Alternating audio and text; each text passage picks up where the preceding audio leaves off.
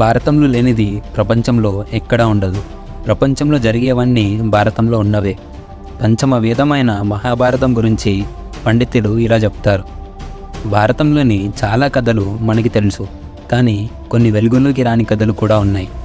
అవేంటో ఇప్పుడు మనం తెలుసుకుందాం.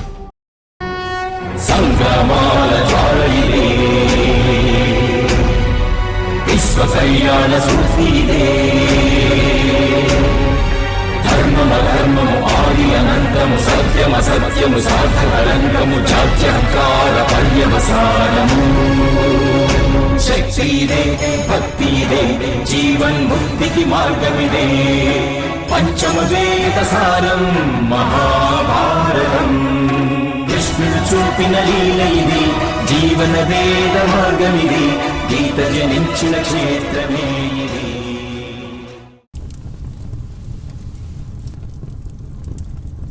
ధృతరాష్ట్రుడికి 100 మంది కొడుకులు, ఒక కుమార్తె అని మనకి తెలుసు. కానీ అతనికి 101 మంది కొడుకులున్నారు. 100 మంది గాంధారికి పుడితే ఒక కొడుకు మాత్రం ఒక దాసికి జన్మిస్తాడు. గాంధారి గర్భవతి అని తెలిసాక ధృతరాష్ట్రుడికి సేవలు చేసేందుకు సవ్వాలి అనే ఒక దాసిని నిర్మిస్తారు. అందమైన ఆ దాసిని చూసి మోహిస్తాడు. వారిద్దరికి పుట్టిన అతనే యుయుత్సుడు చెడు మార్గంలో పుట్టినప్పటికీ ధర్మ మార్గాన్ని ఎంచుకున్నాడు. ఏకకాలంలో 60,000 మంది యోధులతో పోరాడగల సామర్థ్యాన్ని కలిగి ఉన్న అతను కౌరవుల అతిరథుల్లో ఒకడు. కానీ అతను ధర్మం కోసం పోరాడాలని ఎంచుకున్నాడు. అందుకే పాండవుల వైపు నుండి కురుక్షేత్ర యుద్ధంలో పాల్గొన్నాడు.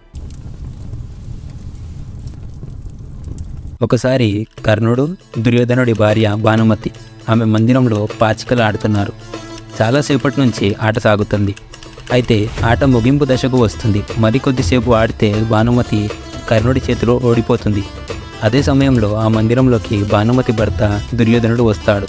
దుర్యోధనుడు రాకను భానుమతి గమనిస్తుంది. ఆమె ద్వారానికి ఎదురుగా కూర్చొని ఉంటుంది. అందువల్ల దుర్యోధనుడు వచ్చేది ఆమెకి కనబడుతుంది.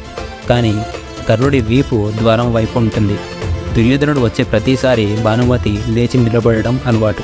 భర్తకు ఆమె ఇచ్చే మర్యాద అది. అయితే ఆట సమయంలో కూడా భానుమతి మర్యాదగా పైకి లేవడానికి ప్రయత్నిస్తుంది. అది గమనించిన కర్ణుడు ఆమె ఓడిపోతుంది కాబట్టి పారిపోయేందుకు ప్రయత్నిస్తుంది అనుకొని ఆమె మణికట్టును పట్టుకొని లాగుతాడు. ఆ క్రమంలో ఆమె నడుముకున్న వడ్డానం కర్ణుడి చేయికి తగిలి దానికి అలంకరణమైన ముత్యాలు కింద పడతాయి.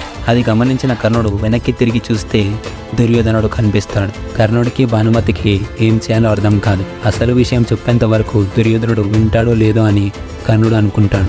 కానీ కర్ణుడిపై దుర్యోధనుడికి అపార నమ్మకం ఉంటుంది. అందువల్ల దుర్యోధనుడు తాపిగా కింద పడ్డ ముత్యాలు వేరుతూ కూర్చుంటాడు. ఏంటి, ముత్యాలు మొత్తం నేనే ఏరాలా?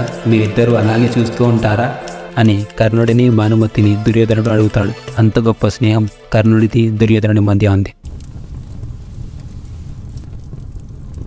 5,000 ఏళ్ల క్రితం జరిగిన కురుక్షేత్ర సంహారంలో అందరు రాజులు పాండవుల వైపు లేదా కౌరవుల వైపు పోరాడారు. కానీ ఉడిపి రాజు మాత్రం ఎటు మద్దతు తెలుపలేదు.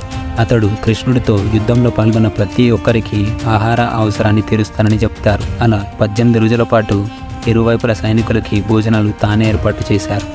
అంతేకాదు ఎప్పుడు ఒక మెతుకు కూడా వృధా అవ్వకుండా చూసుకున్నాడు. అది ఎలా సాధ్యమైందో ఎవరికి అర్థమయ్యేది కాదు. రోజు 100 మంది సైనికులు చనిపోతుండేవారు. ఆ లెక్క సరిగ్గా ఎవరికి తెలియదు. అలాంటిది ఉడిపిరాజు మాత్రం ఎంతమంది సైనికులు బ్రతికి ఉన్నారో వారికి సరిపోయేంతగానే ఆహారం వండించేవాడు. పాండవుల్లో వీరుడు అర్జునుడే కావచ్చు, కానీ విజ్ఞానవంతుడు మాత్రం సహదేవుడు.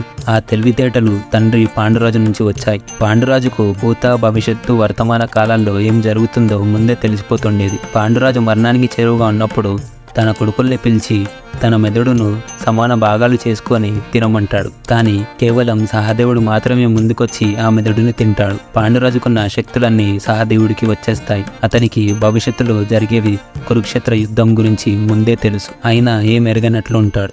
మహాభారతం మనకు మహాకావ్యం, ఇతిహాసమే కాదు, నీతిని బోధిస్తుంది, జీవిత విధానాన్ని నేర్పిస్తుంది. అంతేకాకుండా పరిస్థితులు విభిన్నంగా ఉన్నప్పుడు ఎలా ప్రవర్తించాలి, పరిణామాలు ఎలా ఎదుర్కోవాలి అనే విషయాలు కూడా తెలియజేస్తుంది. అంతేకాకుండా నిర్ణయాలు తీసుకునే విషయంలో కూడా సహాయపడుతుంది. ఇక్కడితో ఈ వీడియో ముగుస్తుంది. ఈ వీడియో మీద మీ అభిప్రాయాలను కమెంట్ రూపంలో మాకు తెలపండి. అలాగే ఈ వీడియో కనుక మీకు నచ్చినట్లయితే లైక్, షేర్ అండ్ సబ్స్క్రైబ్ చేయండి. Thank you.